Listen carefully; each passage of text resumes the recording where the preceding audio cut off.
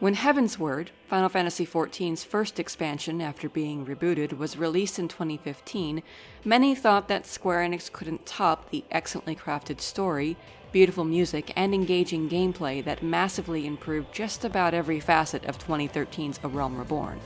But with the release of the MMO's third and latest expansion, they have done just that and more. Shadowbringers is not only the best Final Fantasy XIV expansion, it is simply one of the best Final Fantasy stories out there today. As with every Final Fantasy XIV expansion, you play as the Warrior of Light, a mostly silent hero you can customize to your liking, who has laid low many primals and a few Ascians in her quest to protect the land of Eorzea and its people. When we last saw our hero, she was feeling the strain of taking on the aggressive and expansionist Garlean Empire without the aid of her trusty companions, the Scions of the Seventh Dawn. Said companions have been spirited away by a mysterious stranger to another world known as the First, a land where light-aspected ether has grown too strong, and vicious abominations known as Sin Eaters threaten to destroy all life. The Warrior of Light must travel to this world herself to find her friends and, quite contrary to her normal moniker, bring darkness back to the First in order to save it. If this sounds like a detour after the events in Stormblood, trust me, it's not. Final Fantasy XIV's universe is made up of the source, where the game has taken place up until now, and 13 reflections or parallel worlds, so traveling to the First is directly related to the game's overarching story, particularly that of the Ascians and their desire to summon Zodiark. Indeed, the nature and quantity of various lore bombs throughout the main scenario may very well make Shadowbringers the most important of Final Fantasy XIV's 3 expansions from a story perspective. The tale told in Shadowbringers is, quite simply, fantastic from start to finish. It's full of strong character moments, unexpected twists, and excellent capitalization of plot threads that have been dangling since as far back as A Realm Reborn. There's a heartfelt quality to your interactions with several characters in particular that are sure to make you emotional, and the ramp up to the final trial is quite possibly some of the highest quality hype in the entire game. The stakes also become quite personal to the Warrior of Light. Your character has always been a part of the main story, of course, but this was one of the first times it felt like the story was about your character, at least in part. The pacing does suffer in a few places where the plot drags a little, but it isn't as egregious as the infamous A Realm Reborn slog or the Moogle quest from Heavensward. Overall, the story feels akin to a classic and timeless Final Fantasy quest in spirit. The world of the First is both strikingly different from the source and yet hauntingly familiar at the same time. You can easily see how the various areas relate to their counterparts on the source, but they really feel like distinct places that have evolved in different ways. There's also a great use of color in several areas that highlights the fantasy feel of the First. I enjoyed almost every area I visited, particularly the Crystarium, which I think might be my favorite city hub in the entire game. You will, of course, encounter a lot of enemies as you explore the First, and while there is a nice variety, it's worth noting that a lot of the assets are reused from existing monsters. As for the people of the First, almost everyone you meet is sporting a new look, and while the clothes look snazzy, the texture issues and general limitations of the models remain unchanged. This is, of course, to be expected in a huge, long-running MMO like Final Fantasy XIV, but along with some noticeable performance drops on PS4, it's really the only little quibble I have with Shadowbringers visuals. I have absolutely no quibbles whatsoever with Shadowbringers music, however. It's some of the best work Masayoshi Soken has put out for the game, and the man makes a lot of great music for Final Fantasy XIV. As per tradition, the expansion's excellent main theme is referenced in a lot of places, from the Crystarium to emotional cutscenes, epic battles, and even some of the expansion's trials. Hearing the different parts of this theme used to varying effect is a real treat. And it's not just the main theme. Every area features unique music that is then arranged in new ways for the dungeons you explore along your journey. The very first dungeon is among my favorites from the expansion, in large part because of its piano and rock-heavy accompaniment. Soken's ability to establish a theme and then reshape it in multiple ways has always impressed me throughout the entirety of Final Fantasy XIV's history. But with Shadowbringers, he has achieved a cohesive soundscape on par with, and arguably surpassing, his work for Heavensward. Speaking of dungeons, Shadowbringers has a good selection, and while I don't care for all of them, I do feel that they are generally stronger than Stormblood's initial smattering of excursions. For example, I already mentioned that the first dungeon has a killer soundtrack, but it also has a great setting. You work your way through a dangerous forest and wind up in an open field while a village burns in the background. It felt more connected to the story than past main scenario dungeons have. And while some of the other dungeons in this expansion are a little more traditional, the final story dungeon takes that concept and runs a marathon with it. I obviously can't talk specifics because it is highly spoilerific, but suffice it to say, this dungeon tells a story all its own, and it is a breathtaking experience. Trials are also quite good this time around, and the two extreme variants provide a decent challenge while also keeping things relatively simple. Titania, the trial announced prior to Shadowbringers' launch, actually ended up being my least favorite of the three. Not because it's a bad fight, but because the other trials are simply pretty strong from both a narrative and musical perspective. 2 weeks after the launch of Shadowbringers, Square Enix added the first tier of the new 8-man raid series, Eden. Longtime Final Fantasy fans will recognize Eden as one of the Guardian forces from Final Fantasy VIII, and there are a few little nods to that game thrown in that people are sure to enjoy. The story this time around is directly linked to the main scenario, which is a much appreciated change after the Alexander and Omega raids were treated mostly as side stories.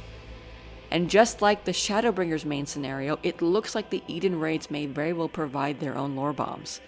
This first tier ends with quite a surprise that may have significant implications going forward. The fights themselves are a lot of fun, with some interesting mechanics and a decent challenge even at the normal difficulty. The Savage versions definitely take things up a notch, and will provide raiders with the high-level play they've been itching for ever since the end of the Omega Raid series. Aside from new areas, dungeons, and trials, the things that people tend to look forward to the most with new expansions are new playable races and new jobs. With regard to the former, Shadowbringers introduces the female-only Viera and the male-only Hrothgar. It's easy to see the appeal of these new races, and I understand why they're gender-locked from a resource management perspective, but I am nonetheless a little disappointed that Square Enix has returned to a practice they abandoned after rebooting Final Fantasy XIV. As for new jobs, there are two of them, Gunbreaker and Dancer. The former is an interesting combination of a defensive tank, like a paladin, with some DPS flair thrown in for good measure. Gunbreakers can shield and slightly recover the HP of themselves or a party member, but they can also imbue cartridges in the barrel of their weapons with charges that they can then expend to perform powerful combos. Dancers are a support-minded DPS job that, well, dance, to confer damage buffs to either a chosen party member or everyone within range. They wield chakrams that they throw at enemies with lightning speed, and their personal DPS rotation is fast and fluid, featuring a cascading series of procced skills. Of the two, I think I personally enjoy Dancer more. It's a lot of fun to play, and its kit just feels good to use. It is a shame that we didn't get a new healer in Shadowbringers to run out the new jobs, but Yoshida and his team have been quite clear that they felt they needed to make changes to the role before they could introduce anything new. And boy, have there been some changes. As is to be expected from an expansion, every existing job has seen some level of modification or rework. For some, the changes are minor, and the jobs play similarly to how they did before. Other jobs have seen a near top-to-bottom revamp, and play very differently than how you might remember them. The changes don't just stop at individual jobs, though. For example, all tanks now have a single stance that they use to generate enmity, and every attack used while in that stance builds up hate. The defensive spell Protect is gone, and enemies hit harder in Shadowbringers, so healers often have to spend more time recovering HP than they did in past expansions. Then there are system-wide changes, like the removal of TP and the new flat cap on MP of 10,000.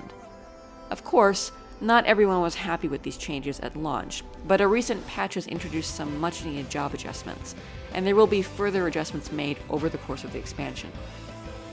One of the biggest changes in Shadowbringers is the addition of the trust system. Instead of running a main scenario dungeon with other players, you have the option of running it with the NPC companions who accompany you throughout the story. Each NPC available to you specializes in a different job, so no matter what role you choose to play, you can form a standard 4-man party. Trusts are generally reliable when it comes to boss mechanics, but they don't use AoE attacks, so dungeon runs will take longer than if you partner up with other players. What's cool about trusts, though, is that the characters you choose all have different things to say about the dungeons you run, and they have individual little quirks when it comes to how they play. Ever since Heavensward, the main story has generally featured the Warrior of Light traveling with companions, akin to your standard Final Fantasy party. Shadowbringers is no different in this respect, but now you can complete story dungeons with those companions, which helps further solidify their role in the main scenario, and enhances that single-player RPG story in an MMO feel that Final Fantasy XIV has had for a long time now. One potential downside to trusts, however, is that while they are synced to the various dungeon levels as you work your way through the main scenario, they are reduced to level 71 once you finish the story, and you must grind your way through multiple runs of each dungeon to get them back up to the new level cap of 80. This does make them useful for leveling multiple jobs though, particularly DPS jobs that usually have long queue times. Finally, another big change is the removal of individual job quests for both battle classes and crafters and gatherers. The former now have role quests, which are comprised of tank, healer, physical DPS, and magical DPS. You can use any job that fits into a particular role to complete the quest in that line, as long as it is at the appropriate level. While there are far fewer quests to complete as a result, the stories of these role quests are quite interesting. Each quest line deals with a member of the original Warriors of Darkness that we met back in patch 3.4. With the exception of Ardbert, the Warriors of Darkness really didn't get much development during that particular patch, so the role quests are a fantastic way to learn more about them. If the loss of individual job quests saddens you, there are capstone quests for every job you level to 80, provided you complete both the main story and their respective role quests. Similar to battle classes, gatherers and crafters are grouped together into different facets. Each facet questline tasks you with the delivery of various items, and the process works essentially the same as existing custom deliveries. Once you've delivered enough items, the person you're working with holds you in higher esteem, and you can turn in more goodies, and get little story snippets while you're at it.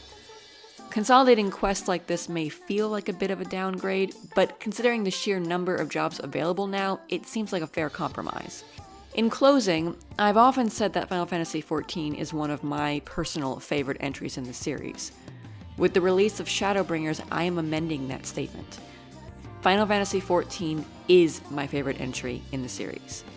In so many ways, Shadowbringers is the full Final Fantasy package.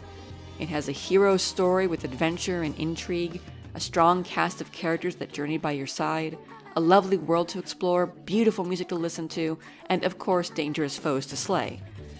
2 decades ago, as a single-player RPG, this kind of experience would have been the norm for Square Enix. As it stands now, Final Fantasy XIV Shadowbringers continues to show every Final Fantasy release this century, and many other RPGs besides, how it's done. So what did you guys think of Shadowbringers? Let us know in the comments below.